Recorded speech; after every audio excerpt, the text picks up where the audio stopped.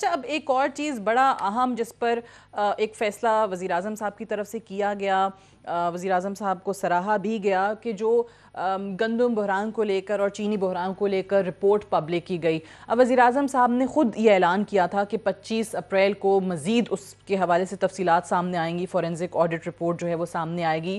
شیخ رشید صاحب کہہ رہے ہیں کہ 5-10 دن تک وہ لیٹ ہو جائے گی، تو یہ ان کو کنفرمیشن کہاں سے آتی ہے اس قسم کی؟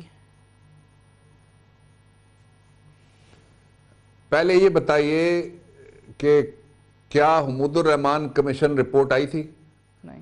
پھر تازہ تاریخ میں آپ تشریف لائیے، یہ بتائیے کہ کیا 2010 کے سیلاب میں رپورٹ آئی تھی؟ کیا 2 دفعہ 3 دفعہ جو جلا ایل ڈی اے پلازا اس کی رپورٹ منظر عام پر آئی تھی؟ کیا جو ماڈل ٹاؤن کے 2 دفعہ میسکرز ہوئے ان کی رپورٹ کوئی منظر عام پر آئی تھی؟ میں ایک لمبی فہرست گنا سکتا ہوں۔ تو عمران خان نے ایک تاریخ بدل دی ہے کہ رپورٹ ایسی جس میں کچھ پارٹی کے احباب کے نام بھی اگر آئے تو وہ بھی انہوں نے پرواہ نہیں کی، وہ منظر عام پر آ گئی۔ شیخ صاحب نے کیا کہا میں نے نہیں سنا، انہوں نے کہا کہ یہ رپورٹ جو ہے وہ 5-10 دن تک لیٹ ہو سکتی ہے، ہم تو انتظار کر رہے تھے کیونکہ پی ایم نے اناؤنس کر دیا کہ 25 اپریل کو آئے گی۔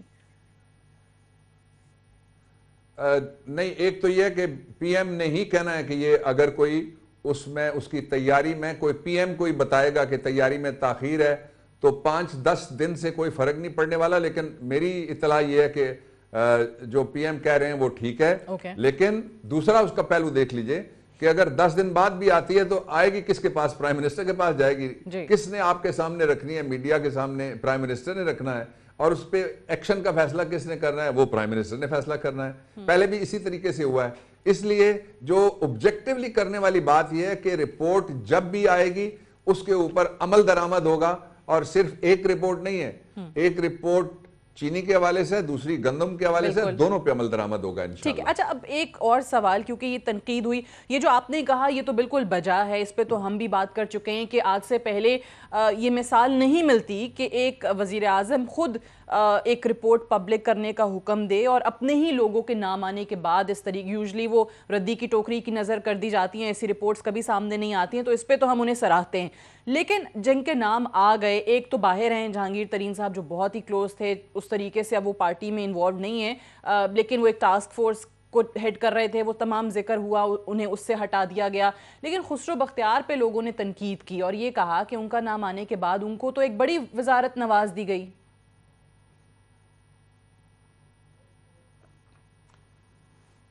میرے خیال میں 25 تک جو اپوزیشن کے لوگ ہیں انہوں نے اپنی وش لسٹ تیار کی ہوئی ہے، کس کس کو ٹکرنا چاہتے ہیں وہ نام دیتے رہیں گے، لیکن جب تک فورنزک رپورٹ نہیں آتی مزید ناموں کا اضافہ کرنے کی ضرورت نہیں ہے۔ جو نام آئے گا، جس طرح میں نے پہلے سے کہا، وہ نام ضرور پبلک ہوگا۔ سوال ہی پیدا نہیں ہو سکتا کہ کسی کا نام، لیکن نام اس طرح سے نہیں کہ کسی کی خواہش پہ کوئی نام ڈالا جائے یا نکالا جائے، نام اس طرح سے ہوگا جو اس سکینڈل کے اندر اور اس جو جرم ہوا ہے قوم کے خلاف، اس کے خلاف جو ملوث ہوگا، اس نام کو وہ نتیجہ بھگتنا پڑے گا جس کا فیصلہ پرائم منسٹر کریں گے۔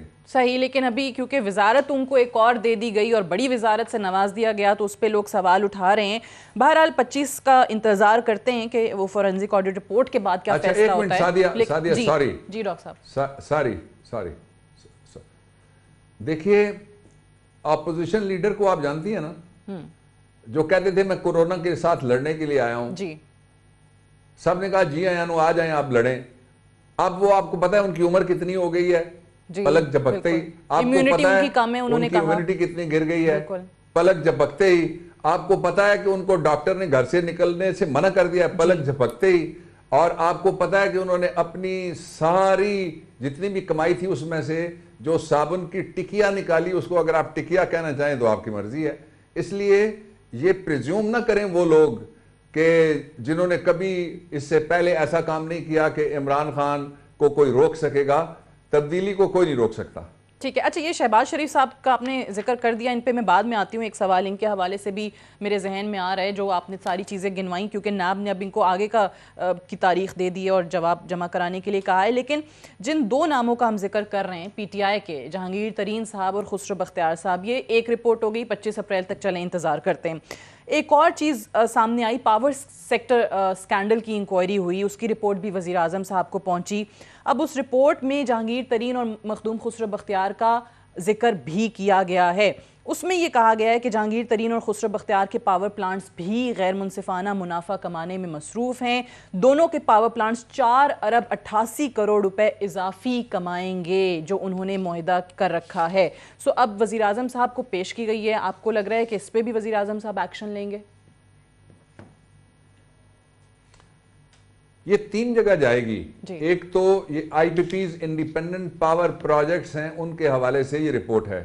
اور بنیادی نقطہ یہ ہے کہ معاہدے ایسے کیے گئے جو پچھلی 2 حکومتوں نے کیے، معاہدے ایسے کیے گئے جن کے ذریعے سے اگر کسی نے 100 میگا واٹ پیدا کرنے ہیں اور اس کا ریٹ اس کے ساتھ طے ہو گیا، اگر وہ پلانٹ بند ہوگا، اگر وہ 1 میگا واٹ پیدا کرے گا اور اگر وہ کیپیسٹی کی کوئی پرواہ نہیں کرے گا، اس کے باوجود پاکستان کو پیسے پورے دینے پڑیں گے. پہلا تو یہ ہے کہ جب بھی یہ کوئی کارروائی ہوتی ہے تو کارروائی کا آغاز وہاں سے ہونا چاہیے جہاں پہ یہ غلط فیصلے کیے گئے تھے. ایک دوسرا یہ ہے کہ یہ میرے خیال میں 2 سٹیپس جو مجھے ذہن میں آتا ہے جو پروسیجر ہے، 2 سٹیپس کے بعد یہ پرائم منسٹر کے پاس جائے گی. پرائم منسٹر پھر اس کو خود پڑھ کے خود پبلک کریں گے. کیوں نہیں کارروائی ہوگی؟ یہ کس نے کہا کہ کسی ایک کیس میں کارروائی ہوگی دوسرے میں نہیں ہوگی؟ پرائم منسٹر تو ابھی اور چیزیں بھی آ رہی ہیں جو میں نہیں بتا سکتا، پرائم منسٹر کا رائٹ ہے، وہ ساری جگہ انہوں نے نظر رکھی ہے اور ساری جگہ ان کا جو اپنا سسٹم ہے اس کے مطابق وہ چلیں گے.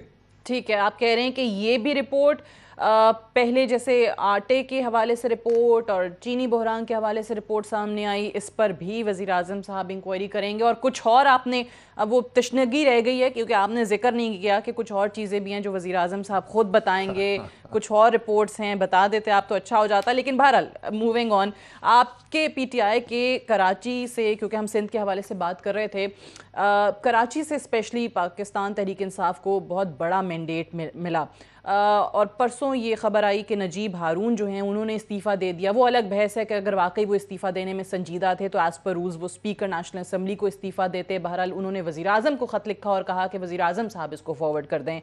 یہ انہوں نے جو چیزیں اپنے استعفے میں لکھی ہیں کہ بات نہیں سنی جاتی، جو سینئر قائدین ہیں، مشاورت نہیں کی جاتی، کیا کوئی صداقت ہے ان باتوں کے اندر؟ دیکھیں، مشاورت کے جو فورم ہیں ان میں تو مشاورت ہوتی ہے. مثلا کور کمیٹی ہے وہ بلائی جاتی ہے، اس میں مشاورت ہوتی ہے. جو کیبنٹ ہے وہ بلائی جاتی ہے.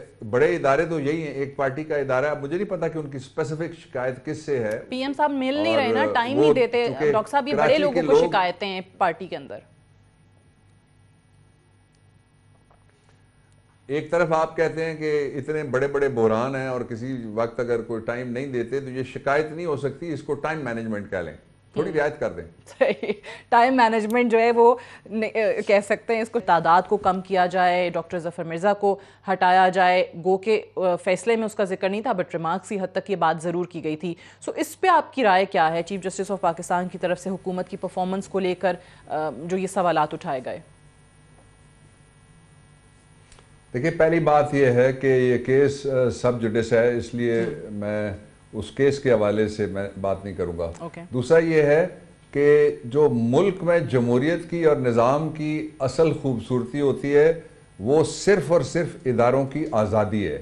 اپنی ڈومین کے اندر سپریم کورٹ آف پاکستان نے ایک نوٹس لیا جو ان کا اختیار ہے. ہم ہمیشہ سو ووٹو نوٹس کے حامی رہے ہیں، میں بطور وکیل بہت زیادہ حامی ہوں. اس لیے اس کے اوپر کسی کو اس کے نتائج نہیں مرتب کرنا شروع کر دینے چاہیے کہ اس کا یہ بھی نتیجہ نکل سکتا ہے، یہ بھی نتیجہ نکل سکتا ہے. وہ ایک بڑی سیدھی سی بات یہ ہے، سپریم کورٹ اس ملک کا حصہ ہے، اس نظام کا حصہ ہے اور جو کانسٹیٹیوشنل ہائرارکی ہے اس کا حصہ ہے. ان کو بھی اتنی ہی فکر ہے جتنی مجھے اور آپ کو ہے، اس لیے اگر انہوں نے نوٹس لیا تو حرج کی کوئی بات نہیں ہے. ٹھیک ہے. اچھا، اب یہ جس دن آبزرویشن آئی چیف جسٹس صاحب کی طرف سے، اس کے بعد ہم دیکھتے ہیں کہ ایک درخواست سپریم کورٹ میں داخل کر دی جاتی ہے ایک وکیل صاحب کی طرف سے، جن کے بارے میں مشہور ہے کہ کسی خاص پارٹی سے ان کی کوئی افیلیشن بھی ہے. لیکن بہرحال وہ درخواست ان کی ہوتی ہے جو مشیران اور اسپیشل اسسٹنٹس ہیں ان کی تعیناتی پر وہ سوالات وہاں پر اٹھا دیتے ہیں. اس میں آپ کو بھی فریق بنایا گیا؟ اب مجھے معلوم نہیں ہے، اور ویسے جو مجھے معلوم ہے وہ یہ ہے کہ جو 184(3) ہے اس میں ایڈورسریل پروسیڈنگز نہیں ہو سکتی، انکوزیٹوریل پروسیڈنگز ہوتی ہیں.